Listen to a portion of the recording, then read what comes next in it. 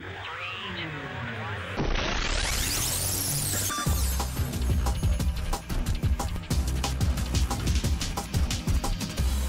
everyone, and welcome to the Infinite Respawn podcast. I'm Chicken. I'm Oak Tree. I'm Grif. I'm Baka. What's up, guys? What up? What's up? So, how's it going? How's life? How's stuff and things? Good. Yeah, You know, feeling it's alright. pretty Feel good. better now. It's warmer outside than you expect for November 8th. Which makes me Cool. sad. Like, we started getting chilly, and I was like, yes, finally it's chilly. And then it's like, oh, just kidding, here's second summer. Okay, fine. Second summer. I've Nobody been wants working second outside, so I'm actually glad that it's warmer. So Not me. Makes, like, this little office gets so warm. So, well, I'm gonna let you, Oak, go first on what you've played this week, because I know there is a shared thing that the three of us are gonna want to talk about. Probably more than one, but know for sure that there's one, so we'll let you, summer. Never heard of it. shut up, you don't even know what I'm talking about. You do, but you don't. there's actually a shared one with me and Chicken on this one. Okay. Yeah. When we got off the air or got done recording last Sunday, Chicken and I and our friend No Pants played second extension together, which, you know, I've been talking the last couple weeks about the game anyway. Absolutely love the game, but having the entire group there and being able to communicate and talk was so nice. But it was fun because we kind of played with it a little bit and tried to see how many points we could unlock. Chicken had a theory that the research points might end up maxing out and you wouldn't be able to get past a certain point. So we got past that. We're like, yes, we're doing so great. And then we got to the end of this last mission that we were on, and for some reason it failed the mission. We were so pissed. We lost half of our shit. It was gone. No, that Yeah, sucks. we lost a lot. And I'm not entirely sure what. Okay, it was the black base area, right, where we had to get the things to get on the ship and have them take off. Yeah. The black box base. Yeah, I don't know what caused it, but we had it all done and we were ready to go. But something apparently either killed us or You don't even know? no, it just said you Oh. failed or you died or some bullshit, and I was like, what? And And we were had like that 4,000 round. research or some stupid shit. Like we'd done really well on making sure that we went through and unlocked as much shit as we could on the way, because you get more and more points for it. So we did as much as we could. And we got to this last battle and we're like, all right, we got this. And we were just trouncing them. And they just kept coming up, and I was like, oh my God. Oh my God. And I ended up playing a little bit yesterday, and you know, I've said before, the map rotates in difficulty. Yeah, there is now a section right now that looks like the T-Rex head with the bio symbol behind it for difficulty. That sounds Ooh. scary. I don't know what the difficulty is for that, but it sounds bad. Yeah, That it's sounds probably fun. pretty bad because the other ones were interesting, we'll say. Because they kind of, the dinosaurs pretty much take everything over. And we had one that was pretty good that was, we had all set up really well. Chicken was running a support on one of the missions where, and it actually was good that he was running the one he was running, because we had to hit a machine, and the machine had 8 little things of gas in it. You'd hit it once and it would flush all of the dinosaurs out, and so you had to kill those, and you had to do that all 8 times to get all the points for it. But you could stop at any point if you wanted to. But he would just drop this healing thing down, and we'd kind of stand around it while we were trying to kill everything. But you'd end up with these 2 ankylosaurs at one time, triceratops, and there's 2 triceratops. One shoots blue shit out of its face, What? and the other one is armored on the outside of it. So These are not Yeah, real I thought dinosaurs. they were both like that. I thought they were both like that, and then once we finally killed the armored one, I looked over at the other one, and it's just like normal. I was like, oh, okay. This one's going to be a lot easier. God damn it. But I will say I do like the diversity of the kind of dinosaurs. Like, you've got different tiers of them. You've got your normal ones, and then you've got your armored magic shooty ones. And I'm sure since it's early access, they're going to be coming out with even bigger variation of them. So the one thing I will say that was just driving me nuts is I play a lot of shooters. The gunplay is okay. Like, you definitely have to get used to it. Like, the shotgun feels rough, but once you get used to it, you can kind of play with it a lot better. Because when I first started, it was like, bang! And I was like, oh god, it feels so off. But, you have to time it, and you get used to the mechanics of it. But I switched to the support because the sniper guy, I couldn't do it. Like, the bullet hit was just ridiculous. I would be aiming at one, and I would shoot it, and then it would just miss. Like, I had the fucking crosshairs dead on that motherfucker, and you could watch the bullet, and it just kind of like... Yeah, there's no drop in the bullets either. So yeah. But it will drop, or it'll raise, or it'll go left or right from where you're shooting. They've got to hone that in a little bit. A little tweak. Just a little off. It feels like, I guarantee once they get the gunplay better, it's going to feel a lot better, but it's just a little off. And it just is infuriating. But I got good with the shotgun, and that worked a lot better for me. God, good. Not good. That's all we had. Oh. Or at least all I had. Sorry. Okay. Well, then I will go ahead and jump into it. This week, in World of Warcraft, our guild, I say we, it's a whole guild effort, all 40 people, down Cthulhu in AQ40. It was very exciting. It took forever. I understand that we've been at this for a little while now, but I'm very impressed with us. So yes. It was kind of a big deal. Chicken's watching the Lions game, so nothing else is a big deal right this second. Oh, trust me, that's not a big deal either. it's pretty bad. Because Cthulhu's considered, well, AQ40 in general is considered like one of the guild-breaking dungeons. Yeah. It's a lot. Like, when you say you have to coordinate 40 people, it's like, if you lose 5 of those people and you still have 35 up, you're not going to do it, probably. Like, or if one person mispositions yes. and chains the lightning, you can kill half of your raid immediately. Yeah, you can. And then that's it. You have to make sure that everybody's standing so far away from each other, and that everybody knows when to move and where to move. And Red was doing the call-outs on it, which is nice, because as much as it's hard to take him seriously, like 80% of the time, when it's time to like actually accomplish something, he gets pretty good at calling stuff out, and people actually listen to him. They also like to listen to him because occasionally he slips into flight attendant mode, and that's never not a good time. But we didn't have to have flight attendant for that. But it's like, here comes the laser beam, everybody, we're going to move to the left or the right, whichever way we need to go, and everybody has to kind of stay in their groups and keep that positioning so they don't accidentally kill folks. And oh man, it was a really, really good time, basically. Like, we tried him on Tuesday night. We got all the way to him on Tuesday night and tried him, and we didn't, or Wednesday, and we didn't Wednesday night. Yeah, we didn't quite make it. We had a few attempts, and everybody was getting worn down. We came back on Thursday, and we're like, all right, everybody's got world buffs. We're going to die on the first one, probably. Let's do this. And we did it. And it was good. Yeah, we came back full, because you can get buffs out in the world, that'll give you bonuses and whatnot. And we were full up on those. We used all of our huge cooldowns. We used everything and the kitchen sink and the bathroom sink to make this work. Because we were like, all right, since we have everything for the first attempt, we're going to use everything for the first attempt. Yeah. And then if we fail, we'll go do the other boss in here, and then we'll come back and try it again with our cooldowns up. But we got them one shot. Like, we lost a couple of people, but we got them back up, and we just stay focused and got them down. Yeah. Got them down after 3 months. Yep. And then next month is when Next comes out. So Blizzard, you're stupid. Or, sorry, Activision Blizzard, you're stupid. I have to correct that. Because, first of all, the release style that they are doing with this, because they're going to release Shadowlands the 23rd. Which is retail World of Warcraft.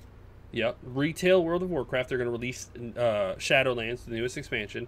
Then, a week a week and a half later, they're going to release Nax, which is a WoW Classic, the final WoW Classic raid, and then a few days after that, they're going to be releasing the first raid for retail.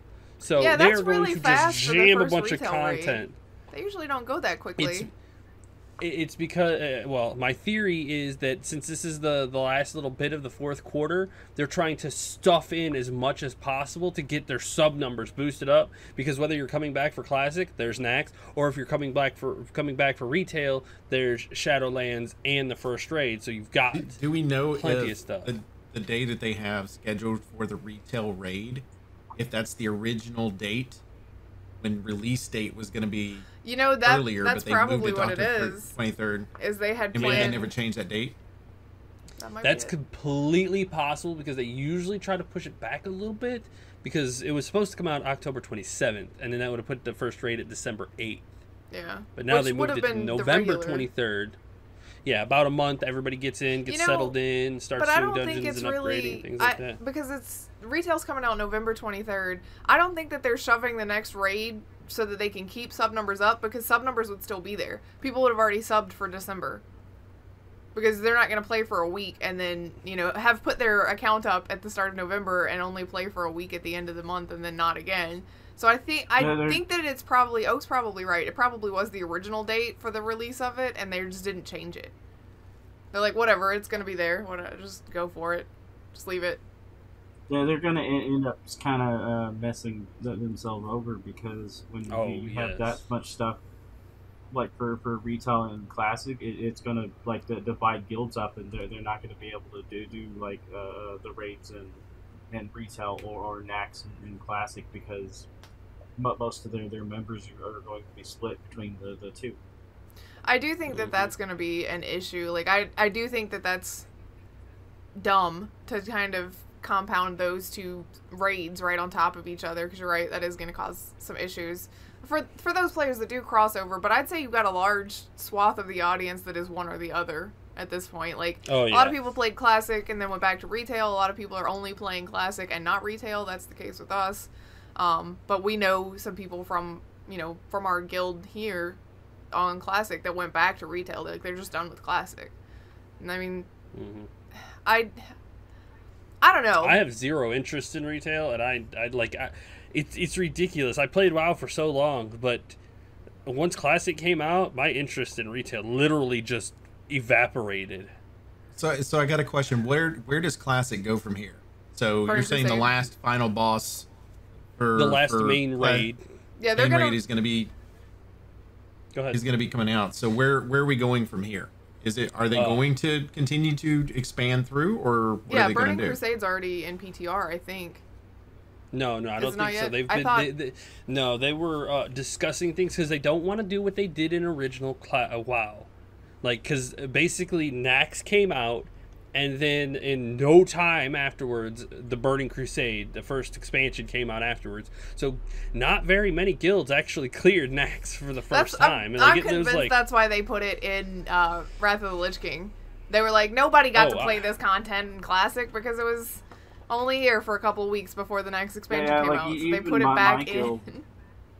What was that, Baka? Even my guild back then, like I think we only got up to the Four Horsemen before BC came out, and that's as far as we got. And then it was new.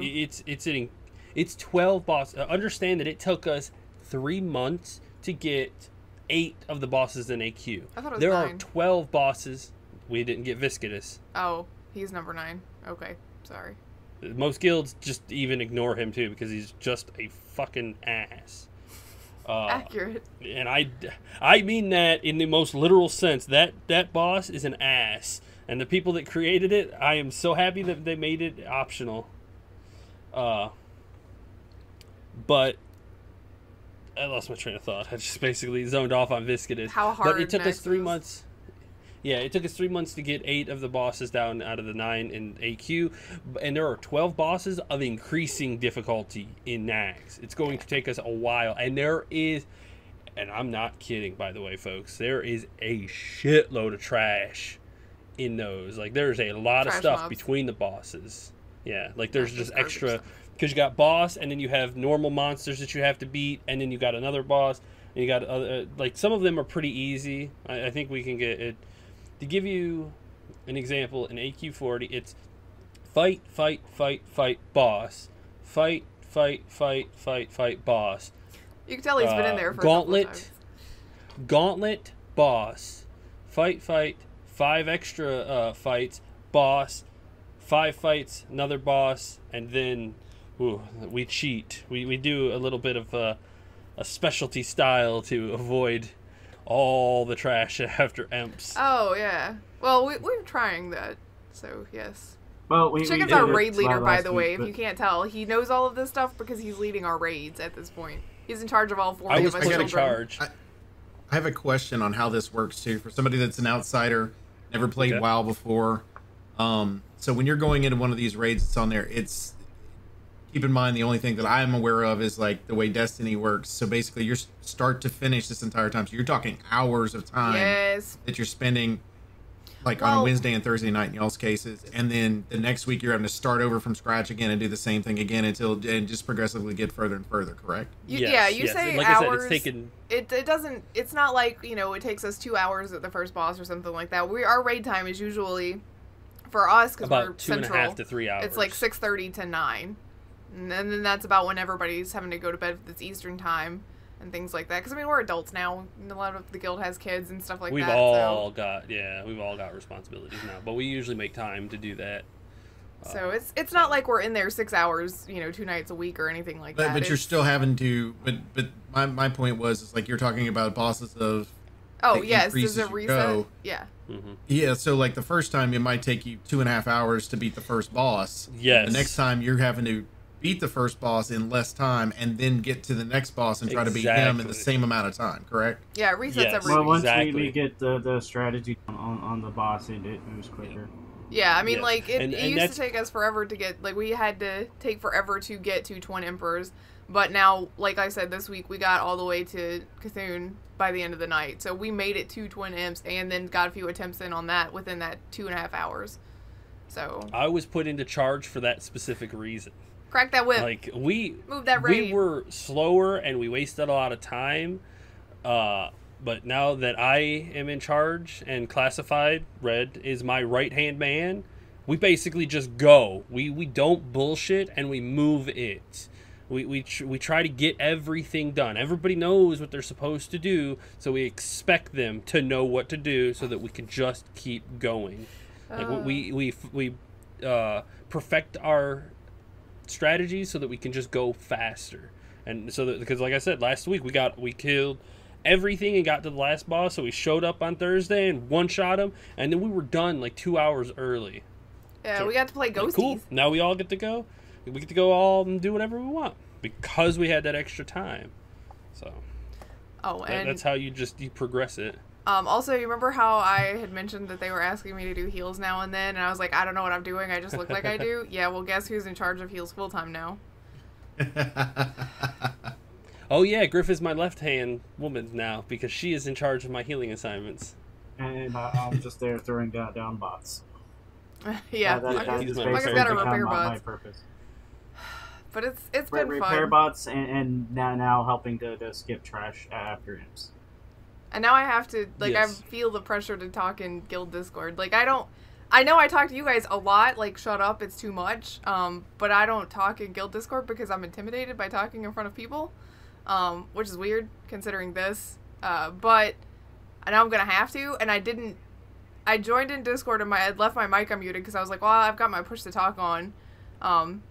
No big deal. And somebody joined in and was like, hey guys, what's up? I think it was Lyric. Joined in, he's like, hey guys, and I didn't realize my mic was not on push to talk. It was on just voice activity. So fast. And I was talking to Gray and I was like, hey baby. And everybody's dying. I'm like, something happened in guild. It must be really funny, but I'm paying attention to baby. And then all of a sudden Chicken's in here. He's like, your mic is on. So I was like, I was saying that to Lyric. And I get that he's young. I think he's 15. But I was like, oh, oops. Well, great.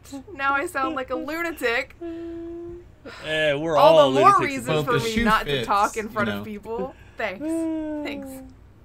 But we also played some Phasmaphobia this week, and That's good because that will transition into a news article. But I love that game, by the way. I absolutely love that game. I love being in the van in that game. It is a lot of fun for me to watch what's going on and kind of assist from afar. But if you want me to be in the house with everybody, it is too much for me. Like, I know it's a game, and the rational part of me says, this is fake, it cannot hurt you. But the irrational part of me that is immersed in the game is like, you are about to actually die. And the first one, like, the other night, I was like, okay, it's been stressful, I'm stressed out and everything. And they're like, let's play Ghost Hunters. And I'm like, alright, fine. The first one that we did, they're like, here's the asylum. The biggest, scariest map that we have. Let's do this. And I think part of my fear in the big maps like that comes from if I don't know exactly how to get out, like to run away, that it is that much worse for me. And that place is so big and windy. I was like, I'm never getting out of here. I can't. I made Chicken. I was like, take me out. Because we were together. And the ghost turned on the water and was like opening and closing doors around us, and Baka and Red were on the other side of the place, and I was like, take me out of here right now. And he's like, sure, let's go this way. And he's actually led me in a stupid circle, and I didn't know it. That game is so stressful. I love that game, by the way. It is so good. I am getting so good at taking pictures of the ghosts. Like, holy shit. And only occasionally die. Some of the Baka's doing some of the dying. I don't care anymore. I'm not bringing anything. Everybody's bringing me stuff we've so been that getting I can go in. The Red and Grip to bring all the stuff mostly, so me and Chicken can go in there, and if we die, no big deal. Yeah, that's how it is. No we're basically deal, the suppliers. We're the benefactors here, so that we get to sit in the van and not die, and then they go in. Although Red and I have taken turns going in the houses. But I don't think either one of us are okay with, like, school or asylum because we can't get out and it's too big. The way we like to do it is we'll always bring them in when we first start, and then we'll get set up, and they'll come in and bring some stuff. And then once it starts getting a little bit more dangerous, we let them sit in the van. Red tries. We also learned a neat trick with the voodoo doll. Yeah, I was about to say that. Red tries, and last night Baka was like, if you pick up a voodoo doll and like drop it, it'll go in the direction of the ghost or whatever. And Baka had done it and nobody saw it because he didn't do it. Like, I wasn't watching his camera. We were watching Chicken upstairs, and Red, I think, was in the house upstairs with Chicken. And Baka did it, and everybody's like, what, seriously, right now? You couldn't? And so Red decided he was going to try to be brave and do it, and as soon as he dropped it, the doll flew away from him. He's like, nope, I'm out. This game is the devil. I'm out. When I can't believe you convinced him to play that game. I threw it down, and the doll instantly flew in the direction against the wall where the ghost was upstairs. Just terrifying. And was stuck against the wall. And and then Red did it, and it did almost the exact same thing, and that's when he was like... Yeah, and then Baka went to the van for me. I'm like, no, you take that demon thing back out of here. And before we left, we did it outside, and one of them flew back into the house towards the ghost. Yeah, it was weird. It flew right past me. Like, it would have hit me if I was actually standing there and there was unit collision. I want to give that guy so much credit. I'm gonna buy his game again and give it to somebody just because. We could probably buy a copy for Kat, but I don't know if she'd ever actually play it. It's a single guy making this, and it is like, yeah, it's got a little iffy stuff here and there, but holy shit, this game is so much fun. It's so dynamic. Regularly. I don't know how the man sleeps. He doesn't. I would assume he probably has ghosts around him all the time that just keep him awake. So, you know. Once this game took off, I'm sure he's like, oh, hell yeah. He's made it. He's good. Like, if he continues progress on this game, he's going to be good. I mean, that kind of breaks us into the news because there's an article this week about the fact that he's going to have this game in early access longer than he anticipated because he wants to make some improvements and things like that because of how big it's gotten. Like, he's got a whole list of things that you can see that he's working on, things he wants to do, things that have been brought up to him, issues that he's already fixed. It's like a big spreadsheet. It's pretty friggin' neat, actually. Yeah. He wants to add more ghost types. I'm like, stop. This is plenty. I'm scared enough. He wants to add, like, an apartment. He wants to add, like, a mansion. Yeah, like, these different kinds of buildings that you could play in. Like, I am so stoked. You know what? He needs to get tie-ins to stuff. Like, he should be able to get a deal with Netflix to make, like, Bly Manor and Hill House and things like that. That would be so good. That would be awesome. Oh my god! Every Halloween, the Netflix show that comes out, because it's an anthology series, they release it in the fucking in Phasmaphobia, so you get to go. And because there are so many ghosts in those shows, and they're usually in the backgrounds and whatnot, you could start taking the ghosts in that one and put them into the house. That's scary already. Okay, I'm done here. And it doesn't have to be the active ghosts. It can just be the background part. Like, those ones aren't the active ones. Those are just the ones that are... I was just thinking, one of the things you could do on top of that is, like, if you add a mansion, you already got a high school, other places like that. When you increase your difficulty, you increase the amount of ghosts that are in an area. Ah, no! I've thought that too. Like, yeah, so like you might be in one area, there's one type of ghost, another one's another type. That increases your amount of money that you get. Like, you could really change some stuff up. I will say that sometimes the ghosts are so damn aggressive. Like, one time in the asylum, it followed us back to the truck. We talked about that on the show last week, actually. Yeah, like, it was... Yeah. Like, yeah. I don't... The demon that attacked us like every 20-30 seconds. I don't need that in my life. That's why I'm in the van. I'm safe. No, thank you. I will say in this article, it's pretty incredible and telling that when he made this, he was planning on the server capacity hitting a maximum, by the way, of 500 players on launch, and then just having it drop off while he works on it. But the game has over 2 million sales and a player peak of around 90,000 people. How much did we pay for that game? $25 or $15? $13. Yeah. $13. Let's say that he's making $10 million off that. That's $20 million bucks. Do you hire a team or do you continue to do it yourself? You hire a team. You get a couple more people to help you. But you have to make sure you vet them really well, because this game has a lot of potential, and be very careful if you get into bed with a bigger company. Yeah, I would. You do not want them to take away your ideas.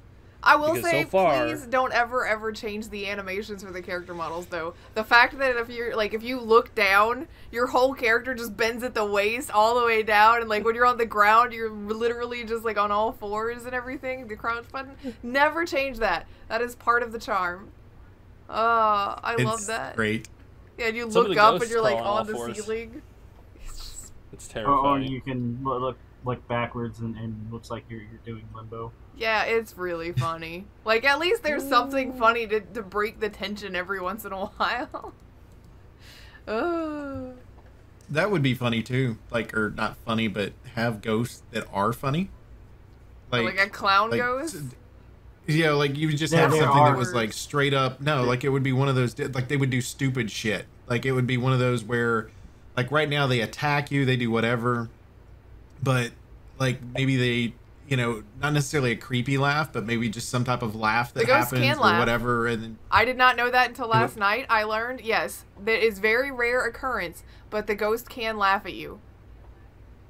I've had him sing. Yeah, singing, humming. Yep, we've had him sing. There is a clown ghost. Is there? I have not. What are you seen like that. in the distance? You just hear honk honk. I mean, like. No, but that would be hilarious. Like it's like a harpo type. I mean, it'd be hilarious, but also terrifying. And what, Baka? And the one of the streamers that I watched playing it was a clown that was going on all fours at people. Oh no. No, not that. All fours, I'm out. Fuck that shit. No. One of the things that he did say he was going to work on, though, I know Oak had mentioned the creepiness of the hands coming around the screen and getting you. He's working on an option to turn that off and replace it with something less, I guess, gross. Really, that is what you're going to be afraid of? It was on his list. I saw it.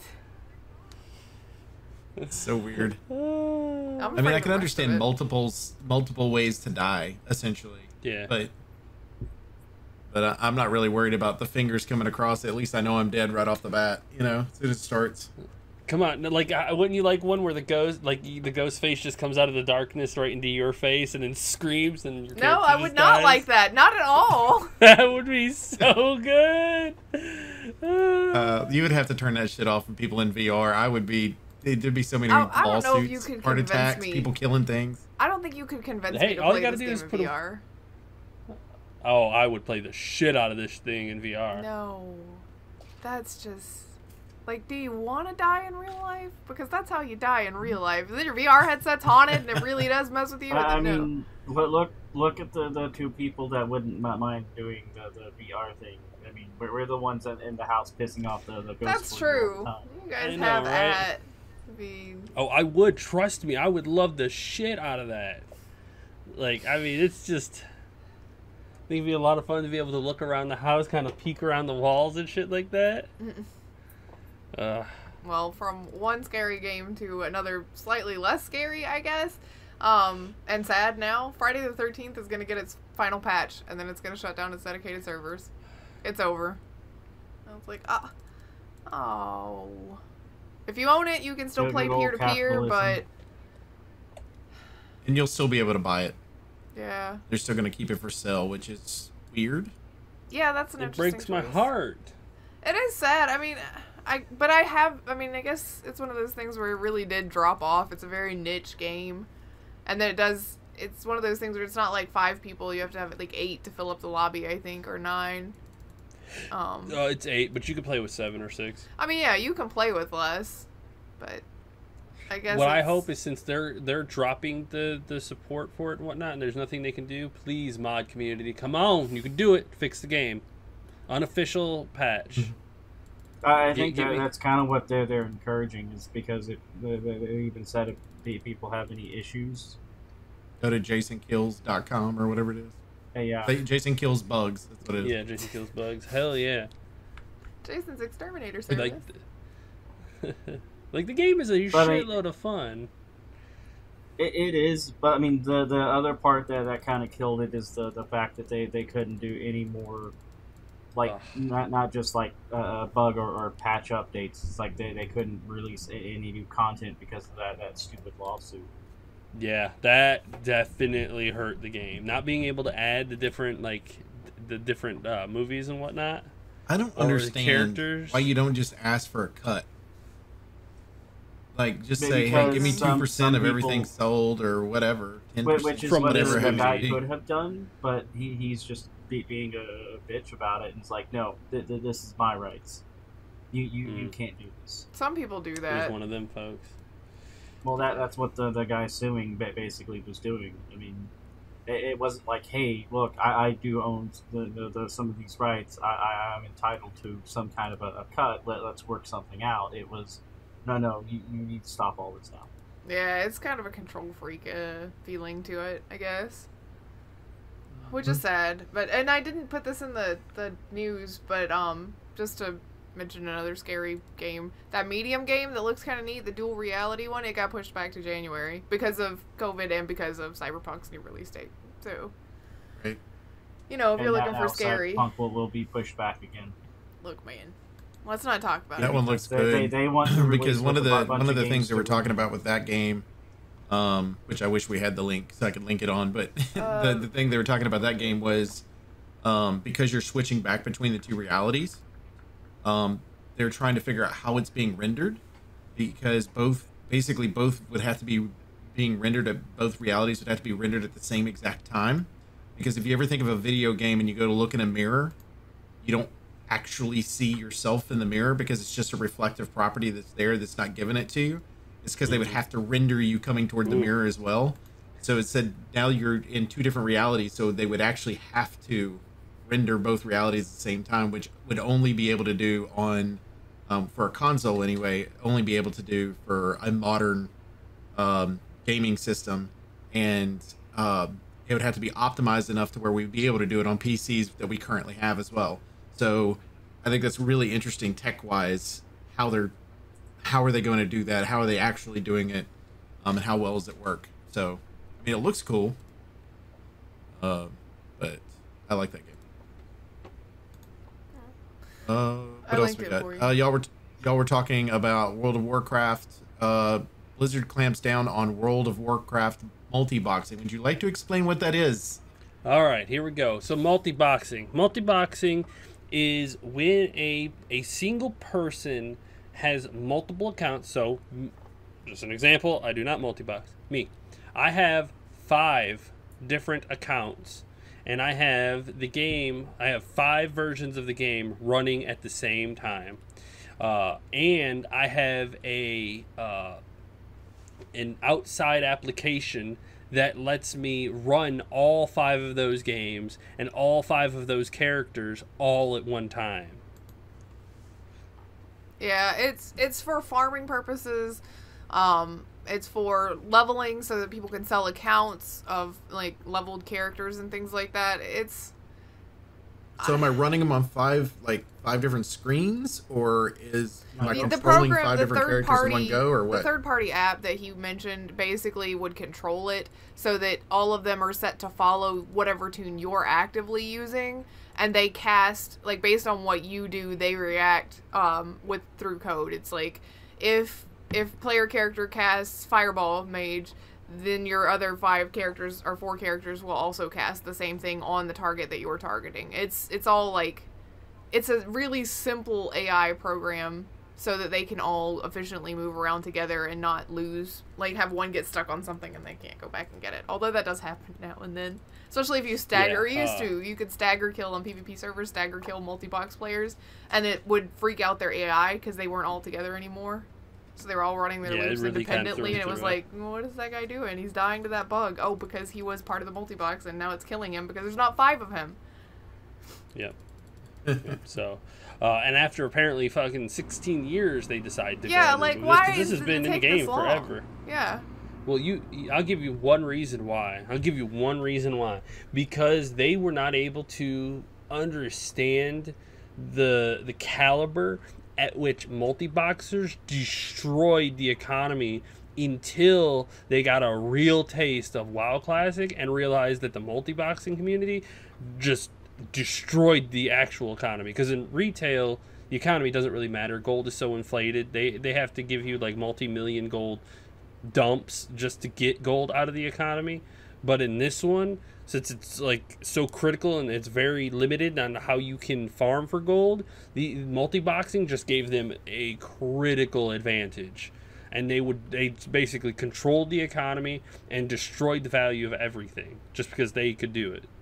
So now they're like, well, we're going to go ahead and cut this off, because when the Burning Crusade comes out, they're going to help fight against bots and multi-boxing and things like that, because they saw what it did to the classic economy. So they're like, okay, well, it really is that bad, so we're going to go ahead and stop it. Which, to be fair, is really crazy, because that's 5 accounts. That's one person paying for 5 accounts, and you're willing to cut that off. Well, apparently, what do you think of percentage of since they've percentage of players are actually doing it? Not a huge percentage, but since they've started cracking down on some of it, I've noticed even on the auction house, certain items have started dropping in price some. Mm-hmm. So whereas like beforehand, if I wanted to grab like a stack of thorium ore on the auction house, it was anywhere between 150 to 2 gold on average. It's dropped down to like 90 silver for a stack. Yeah. Oh. It's kind of a big deal, but it is one of those things where it's like, we've lived with it for how long now, and Blizzard's just getting around to it. That's interesting. Like I said, it's definitely because they realized how bad it was in Classic. But that's still surprising, because like you said, that's 5 different accounts that they're having to pay for, unless they found a way around that. And so with Activision, you almost kind of are like, I can't believe they're really willing to cut themselves out of money like that. I know. But I guess it's Even also if it because with retail, $1,000. you could have them farm it and then buy tokens with gold. So, I mean, they're really probably not. They paid for 1 month and then farmed enough to pay for the subsequent like 30 years. Cause that's probably good. That's a really good point too. Because if they farm so much gold, they'll just keep buying tokens, and then they never have to pay for an account again. And then they just sell that account. They make money they make hundreds of dollars off of $15, and Activision Blizzard is getting no cut of it. Yeah, that's probably what true. it is. So that's a good idea. I want to save the BioWare stuff for the end. What are the other 2 you want to talk about? Okay. Because I figured to save it for the end. Yeah, I figured we're gonna be on it for a minute, so I figured that's probably a good way to close out. All right. Sony, the PS5, of course, is coming out this month, along with the Xbox Series X. Sony has decided that they're going to online sales only. So there's no waiting in lines outside, which is great during a pandemic, but also very interesting and different for the sales in the past. I'm interested to see how this is handled, because if it's anything like their pre-orders where websites were actually like dying, crashed out, as they were doing it. And then the other thing is, when you're buying online, at what time you got to make sure you set the exact right time. And as bad as that pre-order timing was, because their pre-order was absolute garbage, because nobody knew when they were supposed to be selling it. The retailers weren't selling it correctly. Nothing. You need to make sure it's exactly this time, either your time zone or whatever, in order to be able to get it. So it's going to be interesting. I think it's going to be chaos personally, but I like the idea of the whole COVID-19 trying to protect people.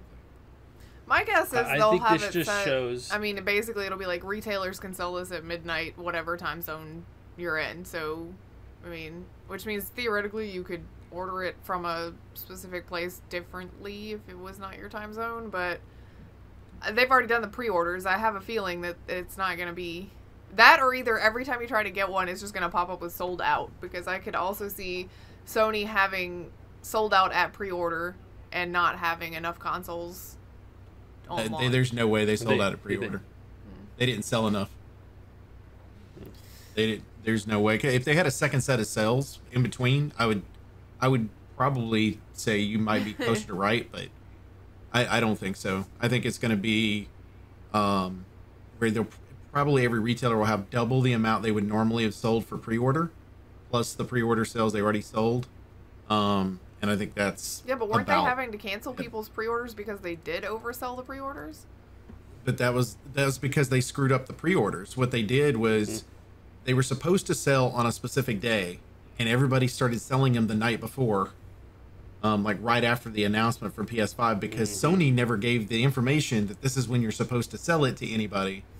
So, and never told anybody how much they were getting. Shocking. And people just sold it beforehand because they're stupid. And it's like, let me get as much information. Because, I mean, here's the thing. You're not going to miss out on selling the PS5. No, absolutely. So why not wait while everybody else is going in panic mode trying to sell the shit and get the actual information for it, how many you're going to have and everything else, and then set your system up accordingly and then just sell it.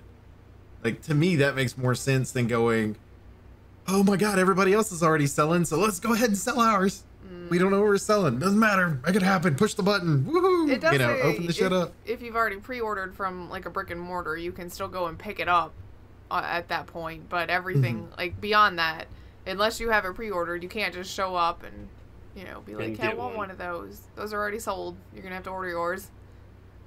Although I do wonder how that goes, because then you've got all of these people that are so used to instant gratification. I'm gonna go down to local whatever and buy this.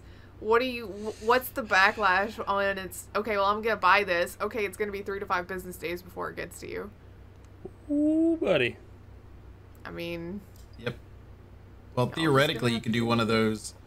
It's going to be 3 to 5 business days. But if you pay us $50, we can go get it overnighted for you. And they might have that particular company, let's say, use Amazon, for example. Amazon has a deal already with your postal services around the world. So what they do is they just turn around and they go, okay, well, it cost us $5 to send it, but we're going to charge you $50 to overnight it. So now we're just making more bank off of you. I guess so. Because you want instant gratification. It's going to be interesting to see how that Somebody goes. at Sony, the big marketing guy at Sony, just raised his eyebrow and was like, I feel money in the air. Let's do it. But Sony would be making that money, though. It would be the individual retailers that are making that money. So. That's true. Yeah, but that's just more money in the air. That means if you can get it overnight, they can sell more consoles. Like, all right, give them an option. Sell more. Well, then it comes down to Sony's production on whether or not they can sell more and get them overnighted. Because that's what happened. They do have more PS5s available than they did PS4s. They said that 2 weeks before they did the announcement. That's good, because we don't need another PS3 event. I mean, oof. A big oof. No. Well, I think they figured that with COVID and everything else, a lot of people would be home and it would give them that entertainment value they're looking for. So more people spending time at home than they do going out now. Which is good. I think this is going to be the first PlayStation that I don't get on launch. Wow. Is that... I've got mine coming. I might be the Series X that I don't have on launch just because I couldn't get in on the queue. Are you not getting it on launch because it doesn't have games that you want, or just like financially where you're at right now, or you just don't care as much? Like, what is your... Part of it is I'm just not super... Like, I mean, my PS4, I haven't played it in like 2 years. Like, I do more PC gaming, or I play on my older systems. And okay.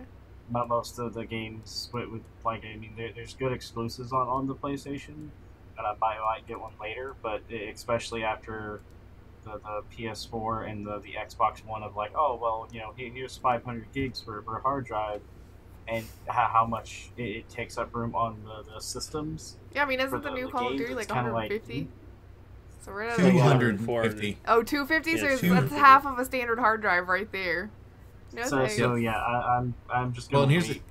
Here's the thing with the Xbox Series S, it's 386 gigabyte for that 500 gig after they've installed the base software. So now you're 386 and you download a 250 gigabyte game, which will take for friggin' ever to start with, depending on your internet provider, I guess. Just get a PC. And a lot of people have caps. Go ahead, Baka. A good thing I don't play Call of Duty. Like, I'd only buy it just for the exclusive games at this point. Oh yeah. Well, that's what Chicken and I have discussed. Is like, once the exclusive library is you know, pretty fleshed out, we'll probably get one, but that'll be the only console that we're picking up. Because with Xbox, we can play everything on Xbox on our PCs. So, you know, we don't need that. And then I play my Switch as well. I mean, Nintendo's the only other one that I bought the consoles for consistently. Yeah. It's because Nintendo, like, Sony is now catching up with Nintendo's ideology. They're like, oh, why does Nintendo always sell their consoles consistently without a flaw? And they're never having to fight anybody for it. Well, let's not say without a flaw, because we all remember the Wii U. Sort of, vaguely. Because that's a thing that was vague. Virtual Boy. Never heard of it. Never heard of it. Yeah, that must have been just some pipe dream or some shit like that. But to be fair, they still like the Virtual Boy though. That like it only has like a handful of games in its library, and it failed. We're undoing Chicken's point. Sorry. But regardless, like without the Wii U, we would have never gotten the Switch, because the Wii U was a predecessor to what the Switch is. Like, they literally was like, okay, people don't understand why they need this. So what if we just take this and put it on the console? And they're like, oh, you could take it off, so it's a whole console in itself? Like, when they announced that thing, it was like, wow, this is really fucking cool. I bet money they're going to make one that you could take wherever you want. Since they're in handhelds and always have been, it was just a line that this is where they were going to go. And, I mean, after the failure that was the Wii U, they were like, well, here's what we wanted to develop out of that. So and how it does is that probably apply one of to the Sony, best-selling though? consoles. Which was your original point? Sorry. Yeah, my original point was Sony knows that Nintendo keeps all of their exclusives. Their exclusives are what sells their consoles. Their consoles are okay. They're never the powerhouses or anything like that. They've never been. They just usually make good consoles. Their games are what sell those consoles. And Sony's like, okay, cool. We can make a really good console, but we have to have the exclusives to sell it. Which is why we were interested in the PS5 over the Xbox, is because it's the exclusives. Those really high quality games from Sony specifically. But I would also argue that we have PCs that can run the exclusives that would be exclusive to the Microsoft family, which is PC and console, which is why we don't need it, because we've got the PCs. But if we didn't have a PC, then Microsoft does still have a couple of exclusives. I'd just say that their exclusives are not as big. Like, there's Halo. I mean, there's the Gears games, I guess, which were better in their original trilogy. But this current gen, like, Microsoft has moved away. Like, if you look back on the 360, that Microsoft basically did way better with the exclusive market on games compared to Sony. Like, Sony had some really good ones like God of War and such, and Uncharted, but compared to Sony or Microsoft. Everyone was buying that for the exclusives. When Microsoft stopped worrying about the exclusive stuff or the exclusive time stuff, that's when it's all shifted.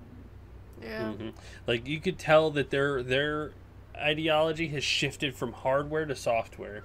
Like they're like whatever, we like they are like we can't do all the they can do all the exclusives to move their consoles, but they want everybody to have access to their Game Pass, which is where their money really is coming. Well, my Microsoft, I feel like is also understanding like a lot of the audience is starting to move to PC because of abilities to be able to stream content and things like that.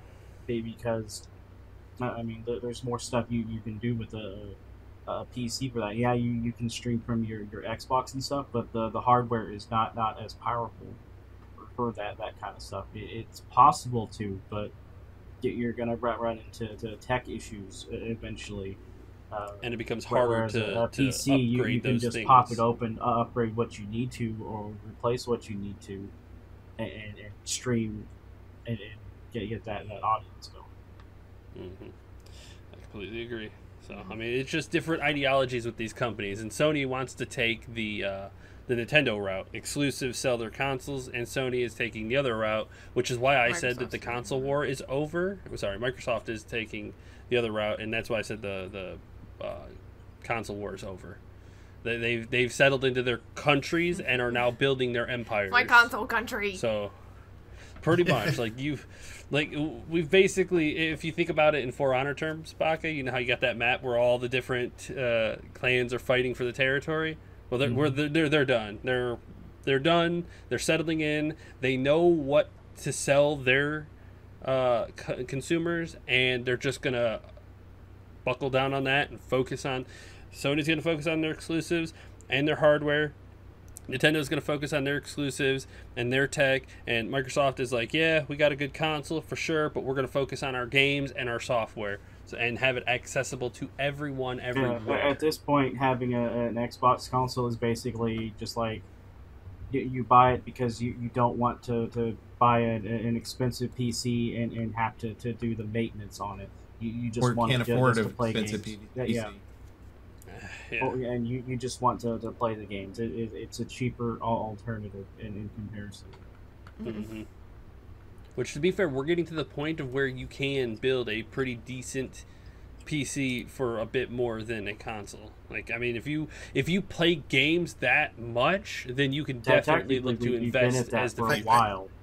I think but 2 people years. are just I now think with the new consoles, you're 2 years away from being able to do that at the same comparability of the new consoles coming out. Well, at least with the Xbox Series X, because of the price of the 370, the 380 coming out, being right around that 500 mark.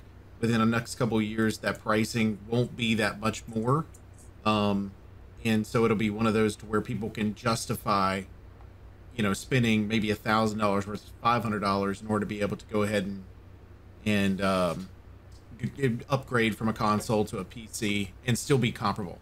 But I still think it's still one of those where people are willing to spend.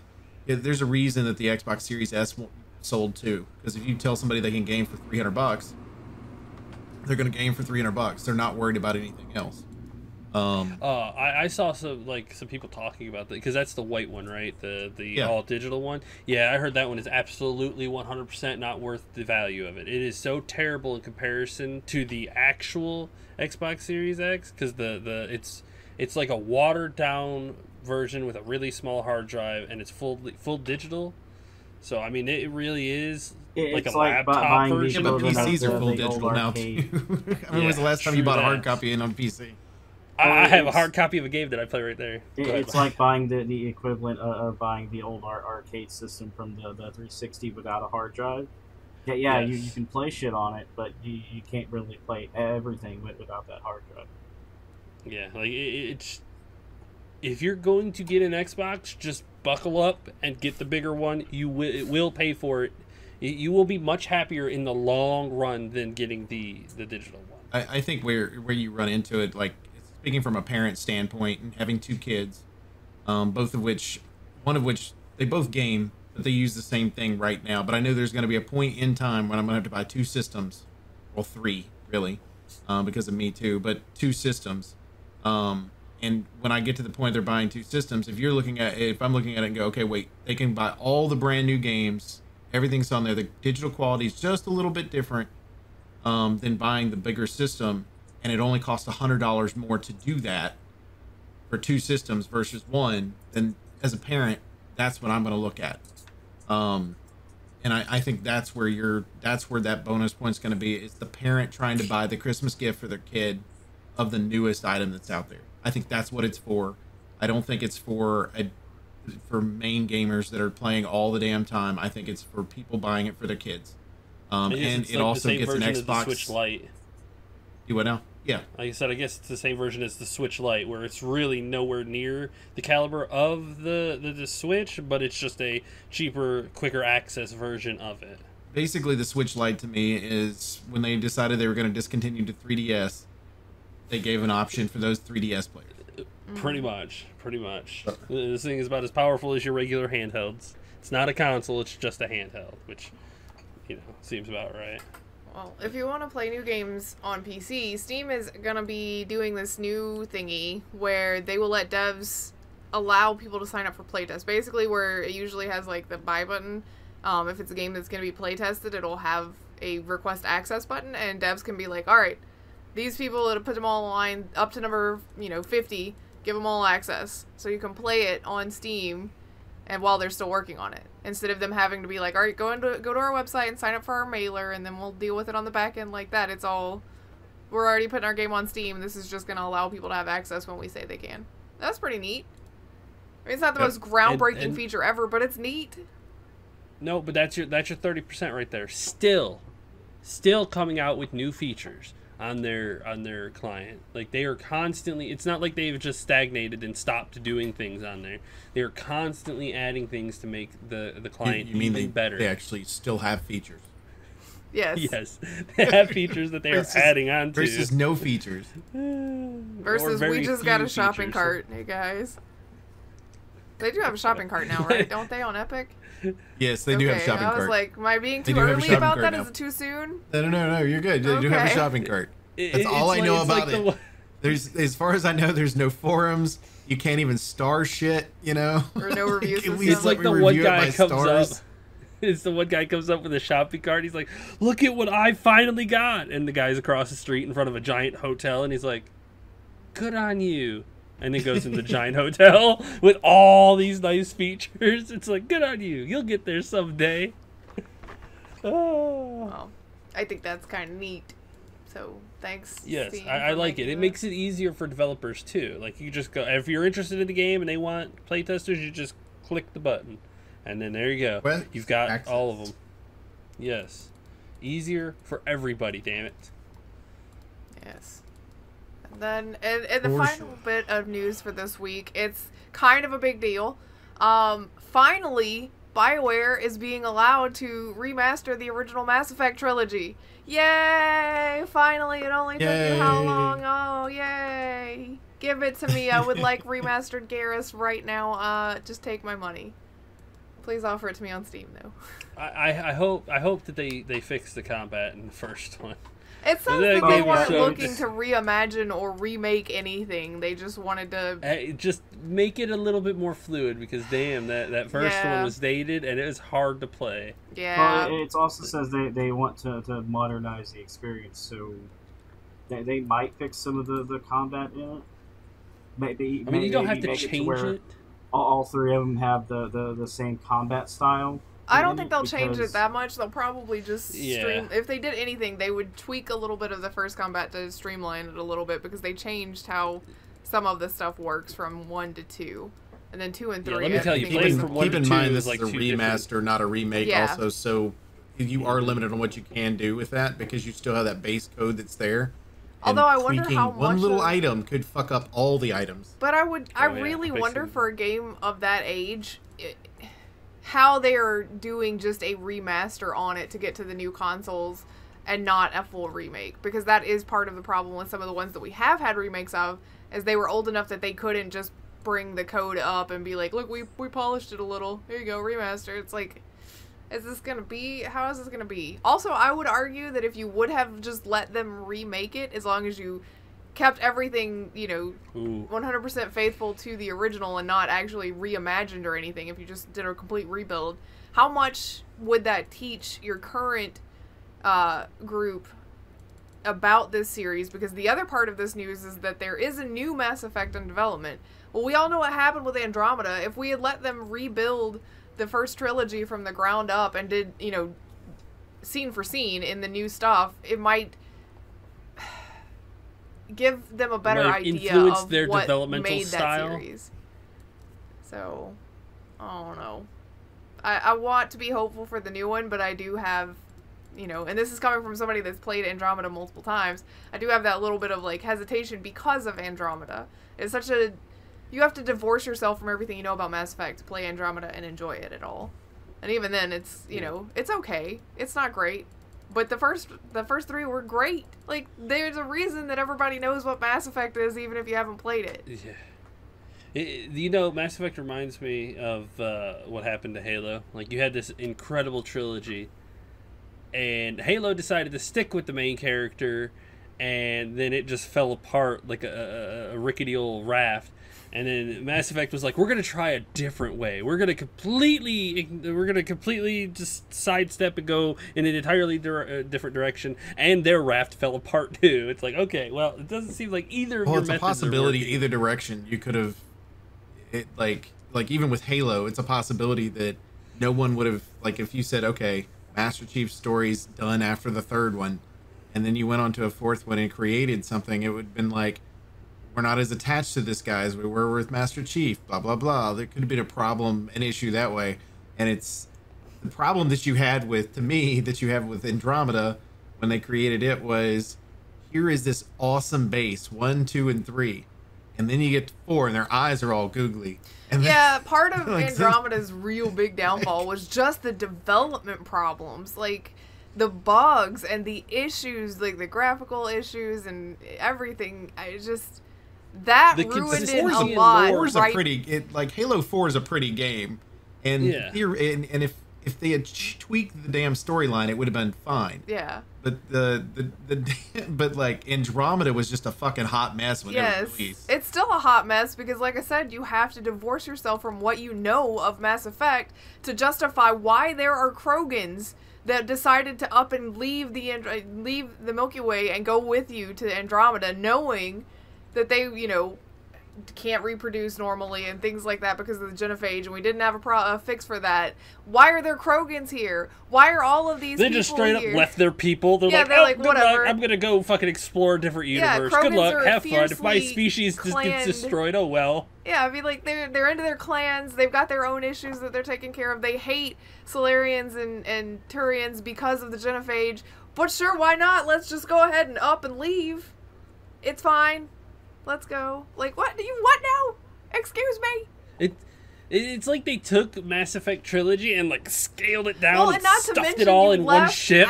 You brought those guys, but you left out other people, like other races that should have been there because we've had characters of those races be intrinsical to the story of Mass Effect.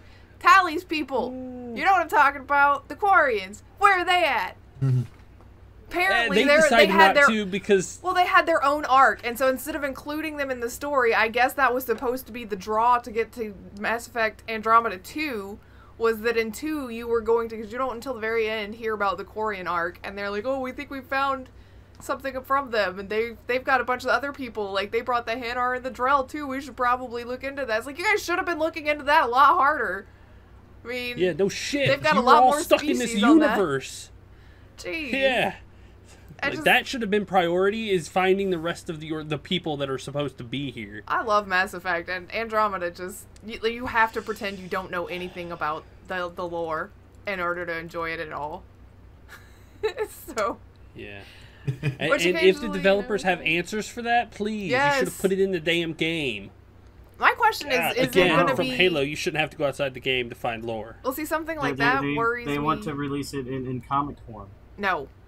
It worries me about what they're going to do with Dragon here. Age 4, though, because it's one of those things where some of the theory, especially with Andromeda, is why they moved from the original trilogy to let's go to a whole nother galaxy, is because they didn't have a way to account for all of the different choices different shepherds could have made leading up to how you left 3. And then with Dragon Age, we're in that same territory where it's like we've had all of these things that you've managed to kind of hold together with popsicle sticks through 1 and 2 and 3 in Inquisition, and now we're getting into 4. What's our world state going to be like? How are you going to justify who is and isn't alive and what choices we did and didn't make that will still make a cohesive story, you know, that you can omit these big choices like is Anders dead from Dragon Age 2? Or what did you do with your companions at the end of Trespasser, which was DLC, but should have been part of Inquisition because it was incredibly important to the story to know what happened to your Inquisitor. It's just like, how do you reconcile all of that? And I think that's what they did with Andromeda. It's like, we can't reconcile all of this. Let's just go to another galaxy and pretend that this didn't happen because your character left before, like, midway through Mass Effect 2 would have been when they left. Or between 2 and 3, I think. Basically, you have two main things. You either go back in time before the trilogy, or you go so far forward in time that the general idea of your choices can still be in play. But that's the problem, is we're but dealing it's so in far. Dragon Age 4 with Solus. Have like some of the choices be just like, you know, but one NPC says, well, you know, I heard it happened this way, and then someone else is like, no, I heard it happened that way. Yeah, like history gets foggy the further you go down, and so if you put yourself if you distance yourself far enough away from the end of 3, you can kind of play with. You don't even have to go that far. Sometimes it only takes like a few generations. Yeah, before stories become legends, and then legends it becomes telephone, where it's I heard this, and then it changes into, well, this is what happened. And then it's that didn't happen. That was a story. Then it'll be super simple. You take those previous world saves, and then you just have the people talking about, you know, his actual choice in there, and then you can kind of continue on, or her, them. With both those game franchises, you could be either, okay?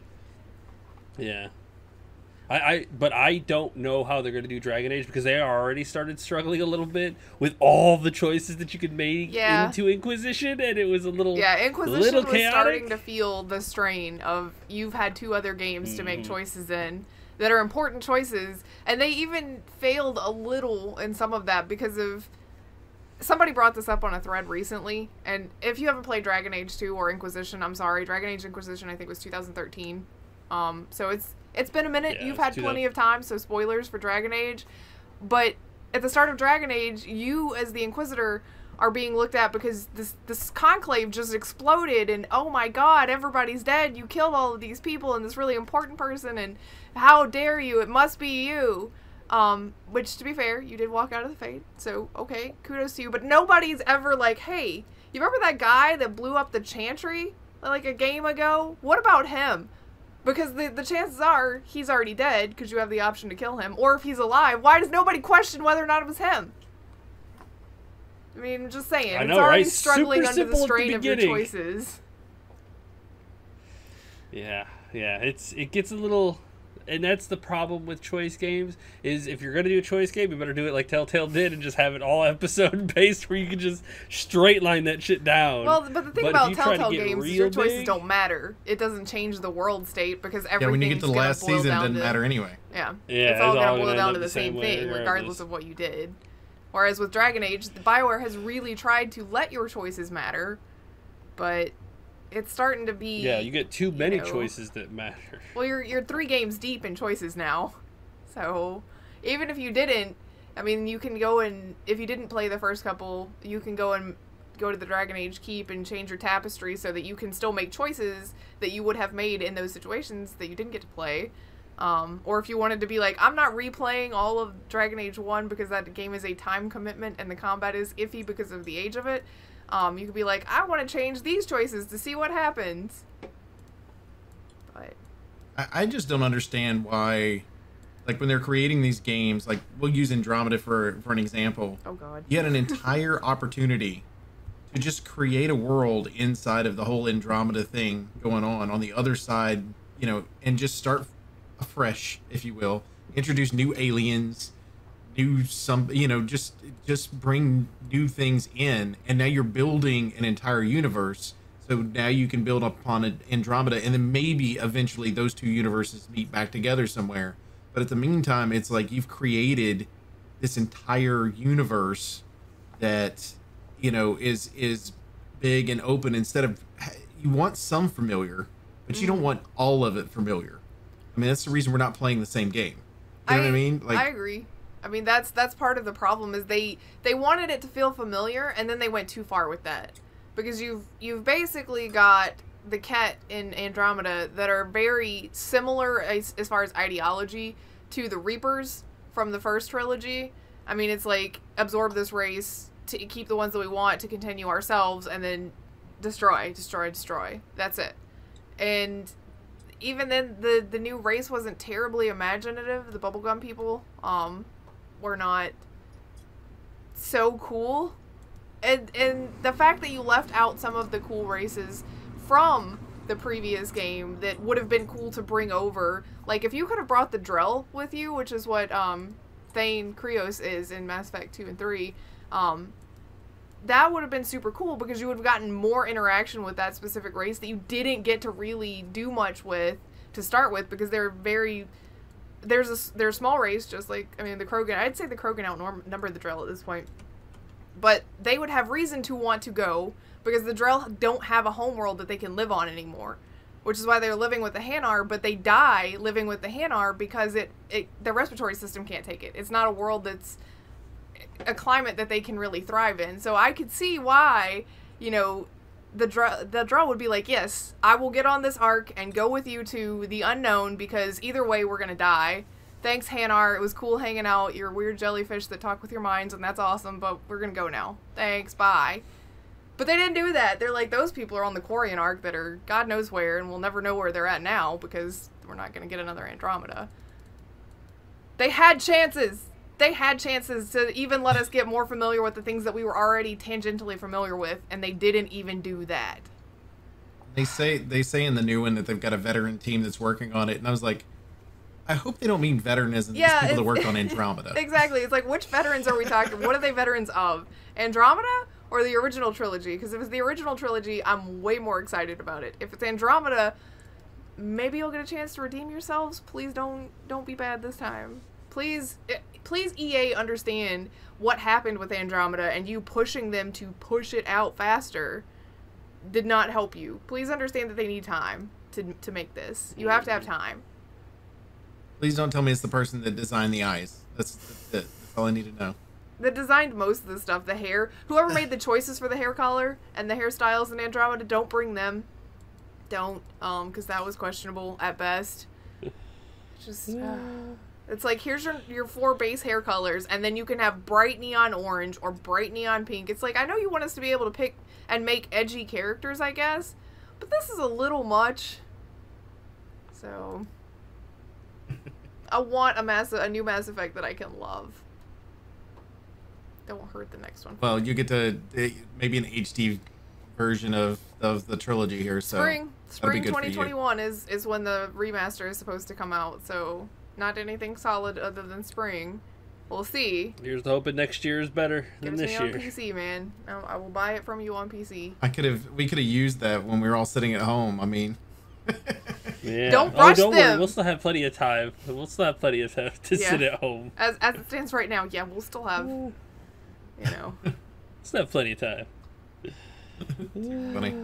Anything else anybody's got? I'm going to go play Skyrim, and I don't know if anybody's been watching. Actually, I know Snitty's been watching it, because we have been talking about it nonstop, which is great, because I'm glad that there's somebody that's willing to help me. But if you're not watching that, come watch me really be bad and flail at Skyrim.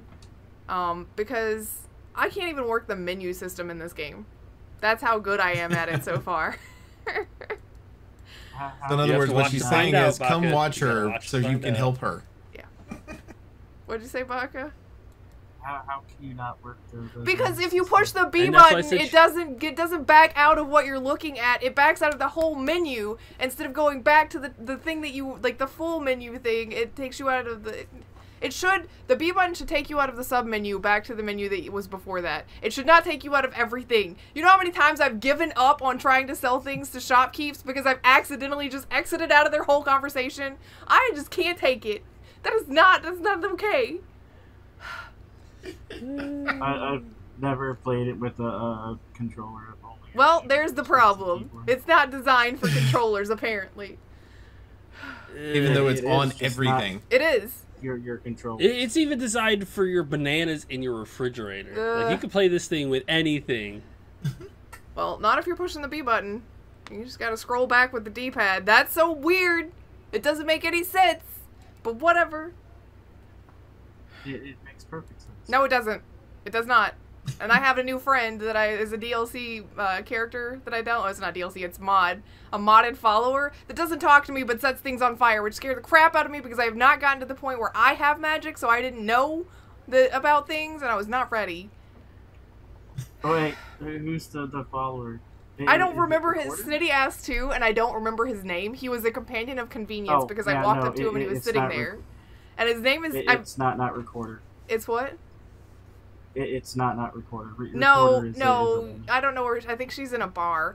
But, this is a guy... I'm calling him Manny because his name is Manus something or another, and I can't remember the rest of it. So just call him Manny. He's got anime hair, and he has really cool armor, so if he ever dies, I'm taking his stuff. But I'm not going to get him killed on purpose. well, recorder, that town that you hit after you escape Helgen, that's where recorder is.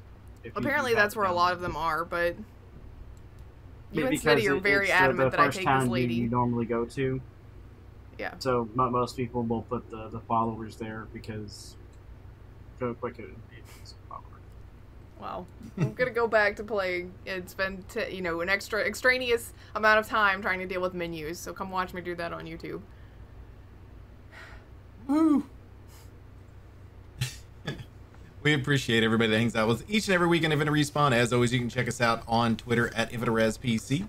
You can check me out personally at MDB Oaktree. Check out Grif. At Grif Slynum. You check out Chicken. At Elite Chicken through a 3. Almost did yours, by the way. Yeah, that's almost what happened. You can check out Baka. Yeah, Baka Pickle. Also, make sure you go to Grif's YouTube channel where you can check her out, wandering around and not knowing how to play a game. So, please help this woman. Please. There's no help for me, probably. Please. Help her out. Oh, go on there, hit that little sub button, and then also make sure you hit the little bell as well so you know exactly when all those get released. Then go to twitch.tv/EliteChicken313. Chicken, how close are we? I have no idea. He's waiting on when he's not working as much, so he's still working currently. Unfortunately, I was hoping for tomorrow, but unfortunately. It's hard, man. I got so many things that people want me for these days. And I got a kid, and he's very needy. Yeah, well. The little ones are. Yeah. Oh, wait. They always are. Never mind. Learn that. Also, make sure you go to twitch.tv/MDB Oaktree. You check me out every day of the week except for Wednesdays. Tonight I'll be playing some more Second Extinction. And, probably playing that part of the week as well as the new stuff from Sea of Thieves too. For Infinite Respawn, I'm Oaktree. I'm Grif. I'm Chicken. Pocket. Bye. See ya. Bye.